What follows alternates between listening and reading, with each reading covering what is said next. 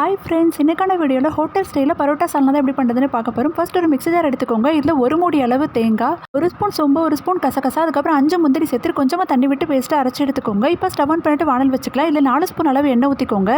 பட்டை, கிராம்பு, சோம்பு, பிரிஞ்சி இலை, அதுக்கப்புறம் 3 பெரிய சைஸ் வெங்காயம் நீளவாக்கில் நறுக்கி வந்து சேர்த்துக்கோங்க. வெங்காயம் வதங்கினதுக்கப்புறமா 2 ஸ்பூன் இஞ்சி பூண்டு பேஸ்ட்டையும் வந்து சேர்த்துக்கோங்க. அடுத்ததாக கொஞ்சமாக கொத்தமல்லி, புதினா, கறிவேப்பிலை இதையும் சேர்த்துட்டு நல்லா வந்து வதக்கி விட்டுக்கோங்க.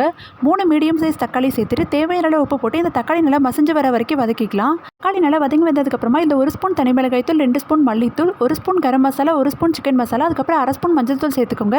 மசாலா எல்லாம் நல்லா வதங்கி வந்ததுக்கப்புறமா நம்ம அரைச்சி எடுத்து வச்சிருந்தா அந்த பேஸ்ட்டையும் சேர்த்துட்டு கொஞ்சமாக இது கூட தண்ணி சேர்த்துக்கோங்க. இதையும் நல்லா பச்சை வாசனை போகிற அளவுக்கு வதக்கி விட்டு 3 பச்சை மிளகாய் 2 கீறி விட்டு சேர்த்துக்கோங்க. அதுக்கப்புறம் 2 கிளாஸ் அளவு தண்ணி சேர்த்துட்டு இது நல்லா கொதி வந்ததுக்கப்புறமா 1 ஸ்பூன் கடலை மாவு நல்லா தண்ணியில் கரைச்சி அதே இதில் வந்து சேர்த்துக்கோங்க. கேஸை மீடியம் ஃப்ளேமில் வச்சுட்டு 15 நிமிஷம் கொதிக்க வச்சு இறக்குனீங்கன்னா டேஸ்ட்டான இந்த சால்னா ரெடி. ஃப்ரெண்ட்ஸ், இந்த வீடியோ உங்களுக்கு பிடிச்சிருந்தா லைக் பண்ணுங்கள். இதே போல் நிறைய ரெசிபிஸ் தெரிஞ்சுக்க மறக்காம நம்ம சேனலையும் சப்ஸ்கிரைப் பண்ணிக்கோங்க.